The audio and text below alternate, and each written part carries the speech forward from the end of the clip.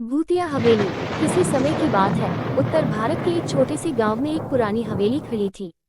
गांव वाले उसे भूतिया हवेली कहते थे क्योंकि वहां होने वाली घटनाओं के बारे में रहस्य और डर के काले बादल थे। हवेली के बारे में कई कहानियां सुनाई जाती थी। कुछ लोग कहते थे कि वहां रात को अजीब अजीब आवाजें आती थी। कुछ लोग कहते थे कि उन्होंने वहां खड़ी एक महिला को देखा जिसका चेहरा धुंधला और विकृत था। हवेली बहुत पुरानी और जर्जर अवस्था में थी। उसकी दीवारें टूट रही थी, छत जगह जगह से गिरी हुई थी, लेकिन फिर भी उसकी उपस्थिति में एक अजीब आकर्षण था। गांव के बच्चे दिन में तो डरते थे, लेकिन रात होते ही वे हवेली के पास जाकर उसकी कहानियां सुनते थे। गांव में एक लड़का था, अजय, जो बहुत साहसी था। वह इस रहस्य को सुझाने के लिए हमेशा उत्सुक रहता था। एक दिन उसने ठान लिया कि वह हवेली में जाकर उस रहस्य का पता लगाएगा। गांव के बुजुर्गों ने उसे चेतावनी दी, लेकिन अजय ने किसी की नहीं सुनी और एक रात जब चांद आधा था और हवा में हल्की सिहरन थी, वह हवेली की ओर बढ़ गया। वह हवेली तक पहुंचा और देखा कि दरवाजा कुछ खुला हुआ था। उसने डरते डरते दरवाजे को धक्का दिया और वह खुल गया। अंदर घुसते ही उसे अजीब सी ठंडक महसूस हुई, जैसे चारों ओर एक सन्नाटा छाया हो। अजय ने अपनी टॉर्च जलाई और आगे बढ़ने लगा। हवेली के अंदर कदम रखते ही उसे एक अजीब सी गंध आई, मिट्टी की, सड़ी हुई लकड़ी की और कुछ और जो वह समझ नहीं पा रहा था।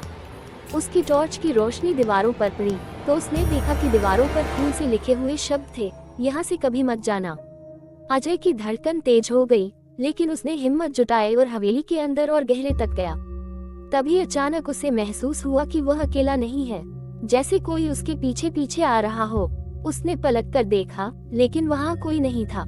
उसकी आंखें चौड़ी हो गईं। वह तेजी से हवेली के अंदर और आगे बढ़ा और एक बड़े कमरे में पहुंच गया। कमरे की दीवारों पर पुराने परिवार के चित्र लगे हुए थे। अचानक एक तस्वीर की ओर अजय का ध्यान गया। ये तस्वीर एक महिला की थी, जिसकी आंखें गहरी काली और उभरी हुई थी। उस तस्वीर को देखकर अजय को एक ठंडी हवा का झोंका महसूस हुआ और उसके शरीर में एक सिहरन दौड़ गई। तुम यहाँ क्या कर रही हो? अचानक एक खौफनाक आवाज आई। अजय ने घबराकर पीछे मुड़कर देखा। वहाँ खड़ी एक महिला थी। उसका चेहरा विकृत था और उसकी आंखों से खून बह रहा था। उसकी आवाज इतनी डरावनी थी कि अजय का दिल थम गया। वह महिला धीरे धीरे उसकी ओर बढ़ी। अजय डर के मारे कांप रहा था, लेकिन फिर भी वह भागने की कोशिश करने लगा।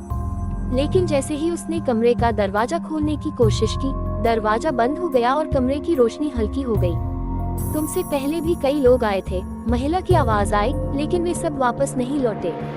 अजय की आंखें फैल गईं। वह समझ गया कि यह हवेली केवल एक घर नहीं थी, यह एक शापित जगह थी, जहाँ की आत्माएं कभी शांति नहीं पाती। महिला उसके पास आकर रुक गई। उसने अपने हाथ बढ़ाए और अजय को घेर लिया। वह महसूस कर रहा था कि उसके शरीर से कुछ खींच रहा था, जैसे उसकी आत्मा उसे छोड़ रही हो। अचानक वह चिल्लाया, मुझे छोड़ दो, लेकिन उसके मुंह से कोई आवाज नहीं निकली। जैसे ही महिला ने उसे पकड़ लिया, अजय की आंखों से सब कुछ धुंधला हो गया और वह अंधेरे में खो गया। अजय के गायब होने के बाद गांव वालों ने उसकी तलाश शुरू की, लेकिन वह कहीं नहीं मिला। कुछ महीनों बाद कुछ बच्चे हवेली के पास खेल रहे थे। उन्हें एक पुरानी तस्वीर मिली। वह वही तस्वीर थी जिसमें वह विकृत महिला दिख रही थी।